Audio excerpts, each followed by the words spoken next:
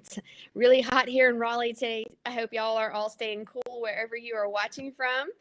And I'm excited because we're bringing back another guest that we had in May to talk about finances again from another topic, April Shippy. And so I'm looking forward to talking to her more today. While everybody is gathering, I was going to let you know if y'all want to drop in the comments where you're watching from. And also, this is an interactive conversation today. So please interact with us and let us know maybe some ideas that you have for single moms to make extra income, as well as some questions that you may have. So we would love to hear your feedback and your thoughts. So April, would you like to go ahead and introduce yourself? Sure. April Shippy. I'm do international money coaching.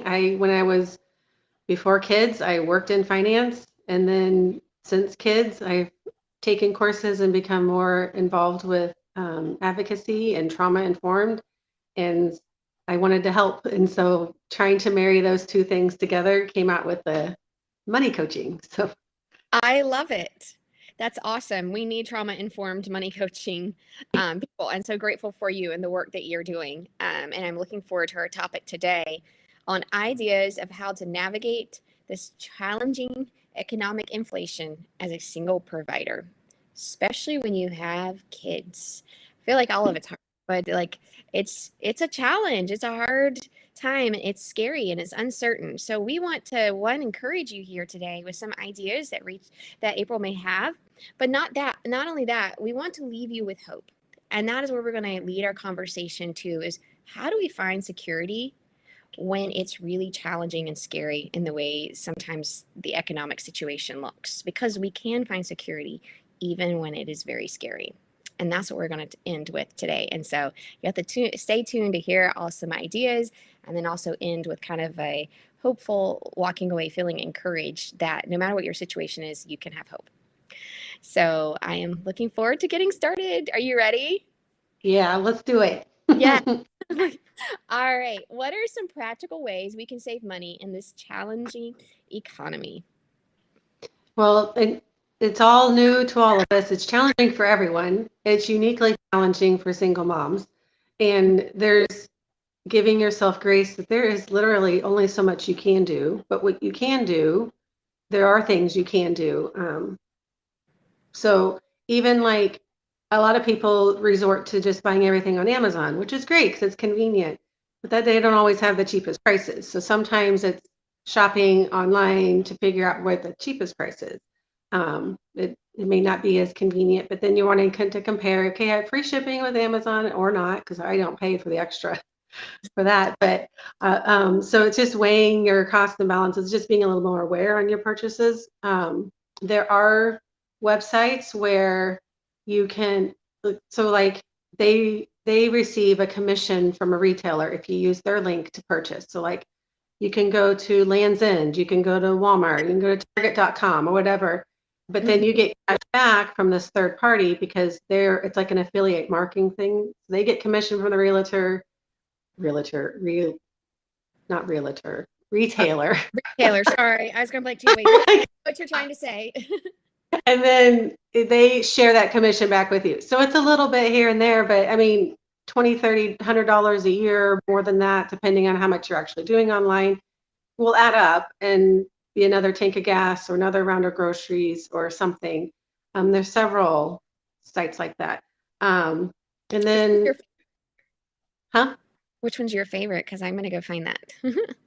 Well, I have like referral links where if you like Ratukin, they give you $30 if you use the referral link, and the person who referred gets $30. So when you spend $30, you get $30 back in cash back if you use a referral link. So a lot of times it's beneficial to find somebody who has a referral link and use that instead of just going straight to the site, because you could still sign up straight with the site, and that's fine too. You just wouldn't get the bonus at the beginning or whatever. Wow. Okay. Well, I will message you about that. And I could put links in the comments too if other people seem to be interested in that or not. But yes. I don't know if I say it right. It's Rakuten. Ratukin has been around for years, several years, at least 5 years.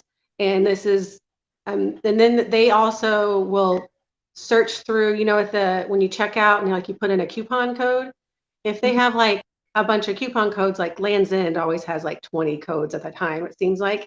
It'll go through and cycle through all the codes and tell you which one's the best one.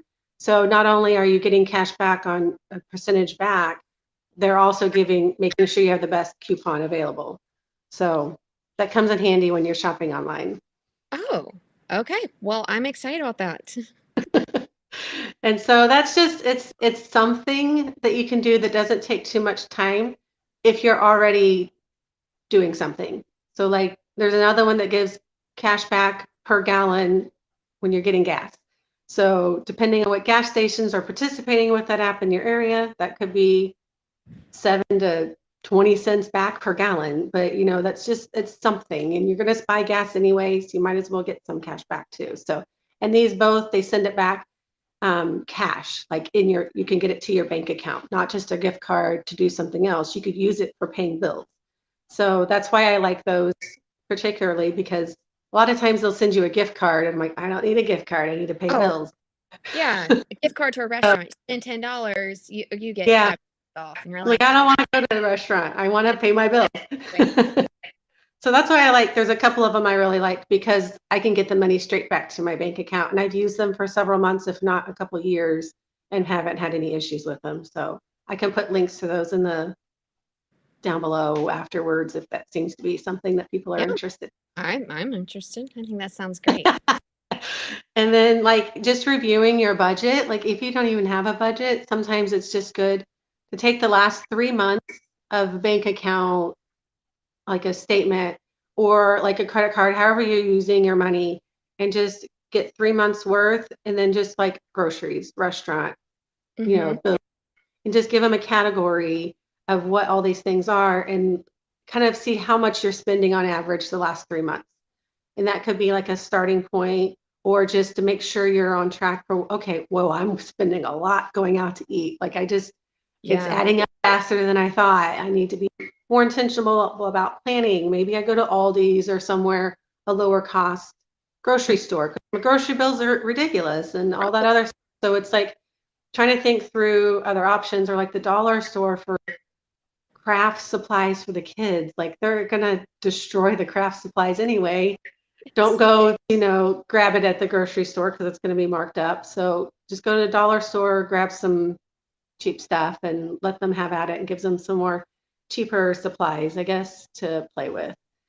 So Oh, I'm gonna make a trip to Dollar Tree. I haven't done that in a while. It's actually a Dollar it's, 25 now. They had inflation too. yeah, well, you know, it's It's, hitting yeah. everybody. But Um, I find myself getting craft supplies, at Target or wherever I happen to be, and then they're super cheap at the dollar store, and that's yes. down the street. So it's worth that extra little stop just to grab some, especially if you have little smaller kids and they're just going to like break the crayons or whatever. You Yes. want to get the cheaper ones. Yeah, and So Dollar Tree takes coupons too, so I hear. So if you have a coupon for ketchup, like Heinz ketchup or whatever, I don't know if people still do a coupon. This maybe 25 cents off. You can go to use that at the Dollar Tree as well, and that adds up. yeah, because a lot of times if you're buying from a private seller on Amazon, that's what they did. A lot of times they'll go to a dollar store, they'll upcharge whatever it is to Amazon pricing, Hmm. and then you're paying extra for the convenience of someone going to the store for you, basically. So a lot of times you can find similar things at a dollar store or like an Aldi's or something like that, and save money rather than buying it on Amazon. So Yes. not that Amazon's bad at all, but it's just that's kind of how it works for Amazon, and it's very convenient, and that's also a benefit too. So Yes. And yeah, no, something I do too is I struggle with is DoorDash. I can use that and spend money there very quickly. As a single mom, working mom, your time gets away from you very quick, and you're like, I'm hungry, and everybody's hungry, so you're just like ordering, and that stuff adds up. So I've been trying to make sure I have my freezer stocked with pre-prepared meals. And even yeah, though I want to cook and have it all together, it doesn't happen always that way. And so it's just being prepared for those moments when you realize like it's 5 o'clock and I really don't have anything to make for dinner. So you can just pull something out and do that versus ordering DoorDash. yeah, and you can put like slow cook. We can just Google slow cooker freezer meals or something like that. And that way you can just put it in the crock pot and let it cook all day, get it out the night before or whatever. But like you said, there are options, but it's going to take more time on our part sometimes, make a Mhm. family affair. The kids are old enough to help prepare food or something, and just have like 5 or 6, 10 meals in the freezer for those one-off times when things get too busy. Yes, and that's so hard because sometimes we get so busy or we think things are going on. And something I teach my daughter is when you say no to something else, yes to something else, you're saying no to something else. So when you're Mhm. saying yes to convenience with Amazon and DoorDash, you could be saying no to maybe a nice trip to the museum with your child or something else you would have extra money for. And you have to decide, oh, yeah, no, I'd really prefer that nice trip to the museum, or whatever it is that you desire. So you just realize by saying, I'm going to be prepared and learn to save, I can do so much more. It actually gives me freedom. So I think sometimes getting in my mind that making this crock meal early morning may be a challenge for me or feel inconvenient. Everything's work, but whatever. But realizing what I'm saying yes to in the long run really helps me. Right. And that's why I picked intentional as part of my intentional money coaching, because that's very important to, making decisions. But also, I know with trauma brain, it's so hard a lot of times to make decisions. And so that in and of itself is difficult. So just acknowledging that I chose these shoes today, I made a decision. I chose to wear these clothes today. That's a decision that I can make. And just being aware that you are making decisions all day long and you are capable of making decisions for yourself and your family. And just starting that process of having grace for knowing that I went through trauma and it's hard to make decisions sometimes, but I Mm-hmm. am acknowledge and praise myself for the decisions I am making so that it starts to rebuild a new pathway that you can make decisions for yourself. Wow. I love that. This is why I love that you're trauma informed because so many Yeah. times as women, we can feel very shame when we start talking about our budget, especially if you've got trauma in your background and you made this choice and you feel like maybe it wasn't a good choice here or you're second guessing yourself. So I Mhm. appreciate bringing that point out because there is no shame. Like when we Right. shame ourselves, the problem gets worse because we don't want to do anything because we feel afraid to do something. So And I money think, has its own little world. So having trauma with money, it's like doubling it. So it's really giving yourself some grace to the process too, and just taking one step at a time. yes. Okay, this is a random question. Sorry. How long does it take women on average to get on a budget and stick to it? That's, Um, I mean, go ahead. Did you have some more? I was just going to say, I know with trauma, and you're talking about rewiring the neurological pathways in the brain. Each time we make Mhm, the right choice, we're rewiring the brain and rewiring our confidence and rewiring our ability to mhm. be controlled with our money and to make those choices. How long does it take a woman to get on track typically? Well, someone who doesn't have trauma, it's still going to take a few months at least. So, like taking the last 3 months, seeing what you actually spent, and then using that as a baseline for your budget. And then you're going to see areas where you're like, I spent way more than I thought. And so those are going to be kind of the areas that jump out to you that you focus on. So use that last 3 months average as your baseline, Mm-hmm. and then start finding pockets. And this is where, like with coaching, what I do is just having somebody there to talk to help me process through what are things I can do. And that's kind of what we do in my coaching one-on-one stuff, or find a friend that you are like team up together, and then you both can go back and forth and have somebody to talk to, have accountability with each other.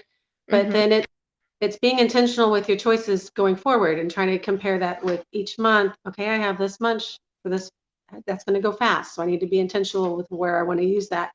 But even without the trauma, it's going to take 3 months at least of being intentional. So giving yourself grace, even without trauma, it takes a lot of grace to get onto a budget. That's something you're not used to. So it could be a weekly check-in with your budget, Mm-hmm. what you spent that week. So that's smaller chunks. You're not looking at a whole month at a time, or twice a week, whatever, so that it's a smaller bite at a time.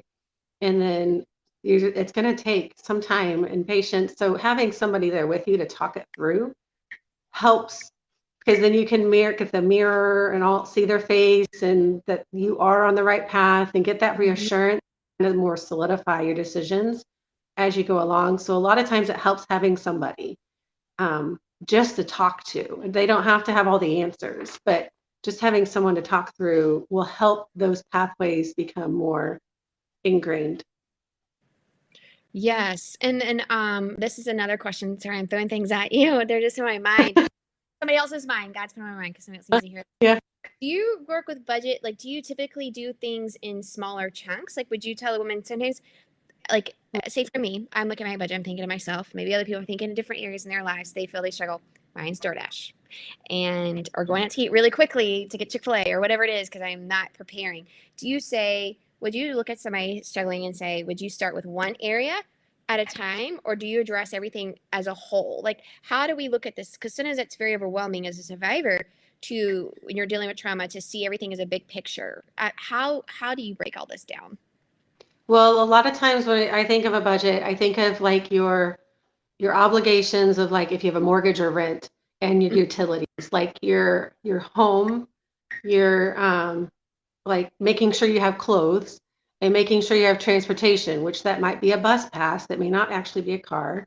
So having those things available to you are kind of like a baseline. You need to make sure you have a safe home, a place, clothing, so that if you do need to go to a job or go out, you don't need anything fancy, but you need something appropriate for what you're looking for. And like a Goodwill could be even a great spot for getting started for a work environment or something. But and then making sure you're able to get to places. So once those are, you have those things, addressing the other things like the DoorDash or whatever the biggest pain points are, doing the one thing at a time is fine. And it doesn't have to be completely eliminating it either. So like if you do DoorDash once a week on average, you look back the last 3 months, I'm like, I am using this every single week.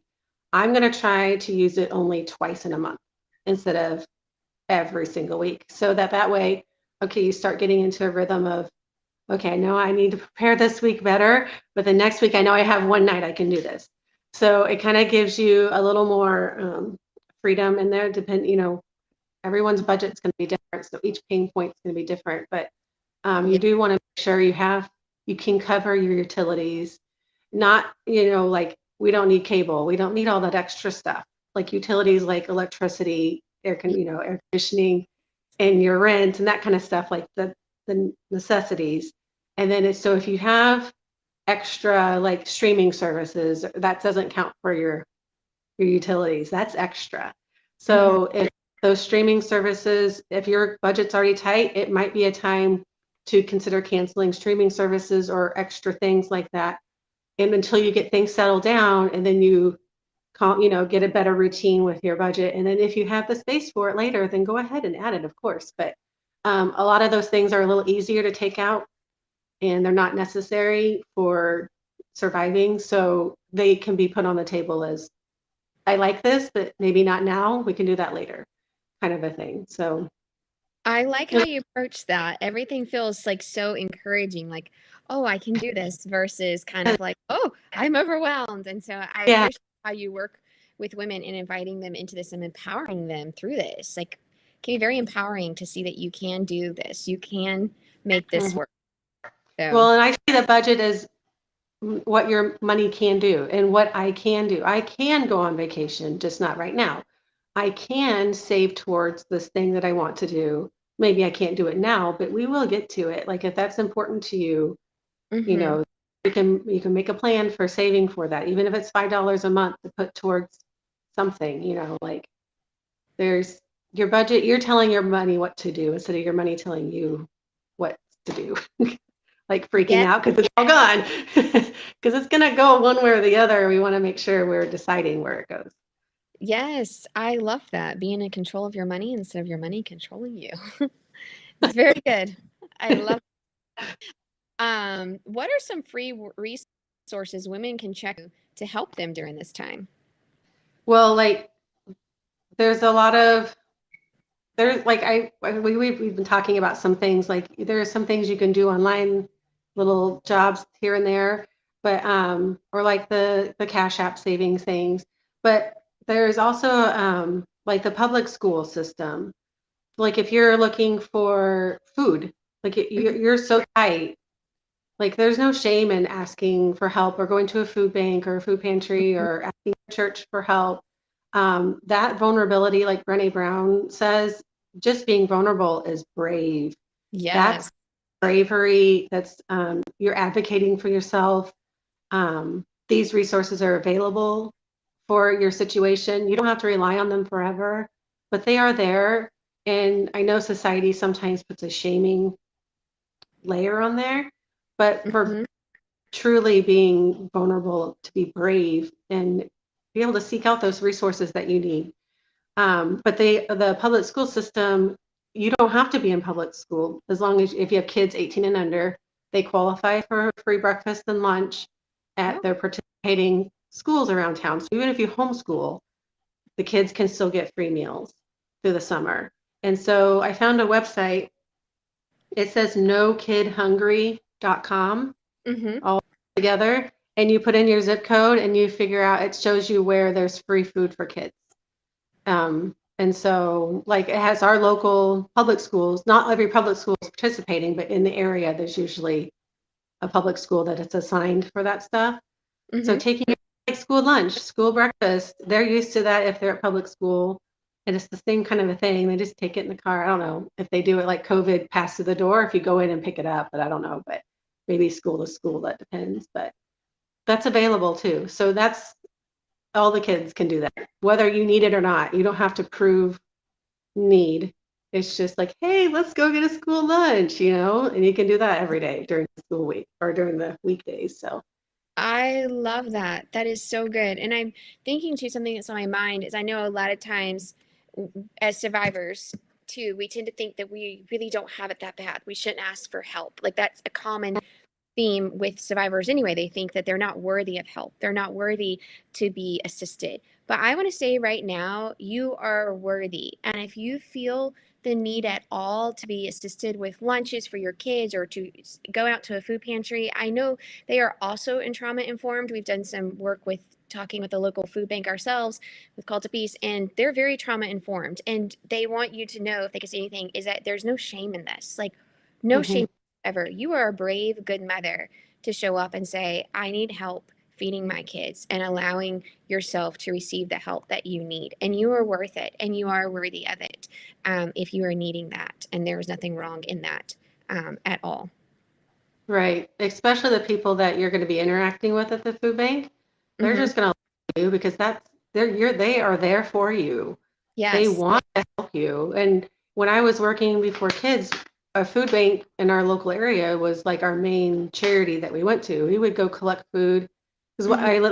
I'm in Orlando, so we would go to all the food conventions after the conventions and just pick up all the food that was left over.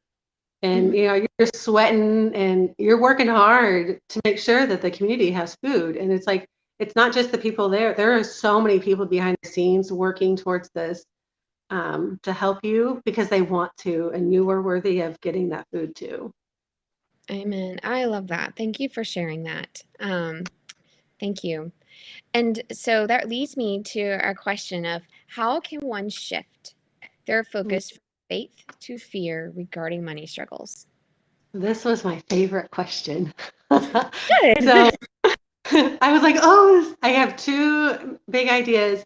A lot of times um, you might see someone giving like Bible verses or put this on your mirror and on your whatever. Mm-hmm. And that's good. Like having surrounded by Bible verses and stuff, that's really good. But depending on so if you've been spiritually abused, those Bible verses, you are viewing them with a dirty filter on how they've been misused against you. So a lot of times it can cause more trauma having Bible verses around. So I had two ideas around just a way to connect with Jesus without the Bible. So I'm not saying the Bible is bad. I'm just trying to give some examples here for people who may be traumatized where like there's only so much you can learn about somebody by reading a book about them. But then trying to give some ideas of how to interact with Jesus in a way to Yes. make it personal. And so a lot of these money the economy, all this stuff is very stressful. And so a lot of the money part is like an addition problem you're trying to figure out. But then you have all this shame and trauma mixed in with it. And so hopefully these ideas will help with releasing some of that trauma and the uncertainties and the fears surrounding money, so that when you do make financial decisions, you can have a more, more calm approach to it. So I had two things. Like, it depends on if you'd like to journal or deep breathing. So the journaling one is basically taking whatever situation is biggest in your life right now, biggest negative or whatever. Like, you journal it to God. Like, dear Jesus, I am feeling blah, blah, blah, blah, blah, and explain it. Like, he can take the bad words, he can take whatever, the anger, the frustration, write it out in a note to God. And then like put your pen down, pray, ask God to respond, and then pick your pen up and just start writing to yourself as if Jesus was writing to you. I see you sitting in your chair in your living room. I feel the tension in your body. You're holding it in your neck, and being very specific about how Jesus sees you, and realizing that he's there with you.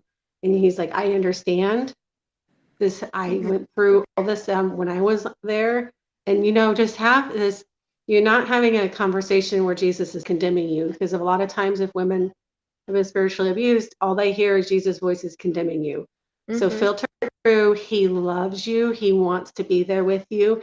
And he's like, I understand. And just have that connection with him where like you have a really safe, good friend who would listen to you and be compassionate.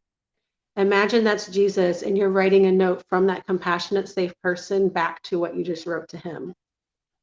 And then you can pause and then write a response back to him if you want, or just let that sit and really sit with that, how much he loves you and how much he is there with you. Like, maybe imagine him sitting right next to you, and you got your arm hooked through his arm or something, or wherever you feel safe. Maybe he needs to sit across the room and you need that space, and see face to face with him or something like that.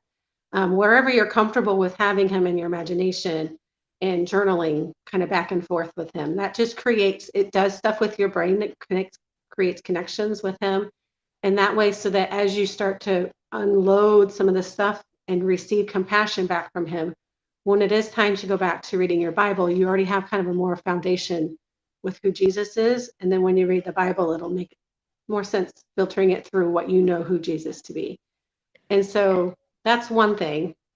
So some people don't have a really hard time with journaling. Like, I have a hard time with journaling. I had journaled a bunch of stuff in college, and I got subpoenaed, and I had to go to federal court and testify against somebody, and I had my diary and all the stuff. So writing stuff down can be hard for some people too. So another thing I like to explain how to do is when I like to do deep breathing, like at the Beth Broom, I think. Yes. Is that her name? She was at the retreat. She was talking about how, like, when you have trauma, your breathing is shallow. And so deep breathing and really letting out the breath as long as you can helps your body to know that you're safe, and you don't have to cut off your breath because of the trauma is trying to keep everything tense. So what I try to do in addition to just breathing is when I breathe in, I picture like a white, yellow, soft, warm glow, like God's light. So I'm breathing in his light to shine into the dark areas, the pain, whatever is hidden down inside. So I'm breathing in his light. And then when I breathe out, I visualize how I visualize the pain or whatever. So a lot of times it's like sticky black dots is how I picture it. So when I'm breathing out that black particles. But then I know a lot of us are like very empathetic. So it's like that pain means something. It can't just go away. So I picture Jesus in front of me, and he's catching it. He's going to hold that for me. That pain is valid and real, and it doesn't need to just disappear. Like, you've had injury done to you, and someone has caused injury. That injury, when you forgive, it's just taking the need for retribution off of you and giving it to Jesus. So this is my way of visualizing taking that pain and giving it to him for him to hold. And he's going to hold that. And he's even more aware of how what's coming out of me, how it affected me. But giving it to him in a visualization through my breathing. So I'm breathing in his light and I'm breathing out the dark particles. And he's holding it and he's going to take care of it and repair. So that's something else that can do. Because a lot of times the fear that we hold around money was fear that was taught to us from somebody else. So it's also trying to figure out, is this my fear, or am I having a fear that I saw my parents have when I was a kid? So now I'm carrying that fear with me. And so it's starting to separate yourself from the feel. Like you want to feel the feeling. I'm not saying don't feel a feeling, but trying to understand where that feeling is coming from so that you can approach it differently. So maybe it's, I have my fear because XYZ happened in my past. Okay, well, maybe XYZ, we can talk to my counselor about that and start doing, like, if that's an EMDR thing or some sort of talk therapy. Because once that wound gets addressed, it starts to have a ripple effect in how your money or decision making can happen too. So those are my Wow. suggestions for, because sometimes Bible verses don't work for everybody. And at No. some point they will, once, but Mhm. you need that relationship with Jesus is far more important than the love of him. Yes. So, Yes. I love that. No, that's so true. A relationship with Jesus is, yes, if even the demons, Satan knew scripture and used it against God. It means nothing if you don't have a relationship with him and you know him and he knows you. So yeah, that is where the true transformation happens. And as we know him, we see his word differently. So I appreciate you pulling that out, and giving people ideas of what to do to process their trauma. I love that. But I don't love it, but I mean, I do like what you said. I don't know how to say it, but what you said about a lot of all our that fear people and had money, to do it. yes, Yeah, comes from previous, our marriage situation or parents or whatever it is. And so this can be a very healing journey. You can learn to heal through money by letting go of the trauma, because a lot of times we know with domestic abuse, financial abuse is connected. And so it's letting go of that abuse and that mentality that your abuser set inside and finding Jesus in this and finding safety and security in him and learning that you can take charge of your money and your habits and be transformed through it. So makes it yeah, exciting. It's an yes, exciting opportunity instead of scary.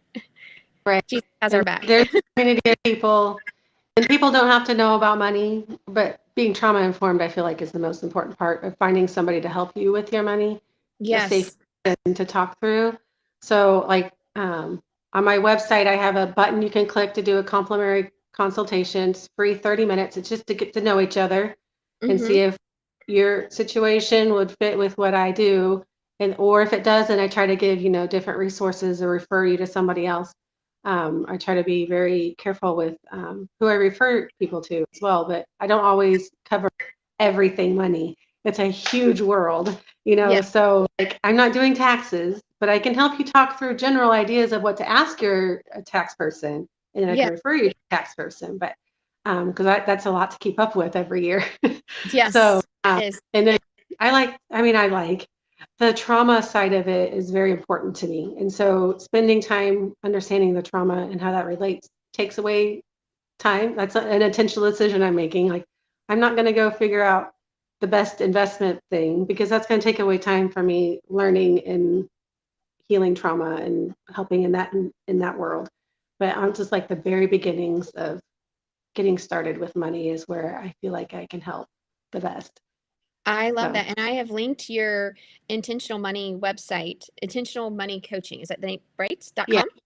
I have yeah. put top of this video today. So if anybody, you click on that, you should see her website and you can connect with April there, and Mhm. talk with her father about finances during this time. And I have very much enjoyed having you on today. This was amazing. And I look forward to July. We have a date coming in July where we will talk again about money. So this is huge. And I'm really excited to bring this support to our community. So thank you for being here today. I really appreciate all your time. Well, thank you for the invitation and everything that Call to Peace does for everybody, because I know it's a huge task. So each of us have a role we can play. Yes, each of us in Call to Peace too. It's a Yes, whole team that works yes, together. So it's neat to see God work and putting this on people's hearts and everybody using their gifts and talents to come together and strengthen survivors. Yes. So for being part of that team. All right. Well, y'all have a wonderful day. And if y'all have any more questions, just leave them in the comments. And April, I can tag her or she can come back and answer them as well. And I hope that this was helpful and encouraging to you and you feel empowered today and full of hope. All right. We'll see y'all soon. Bye.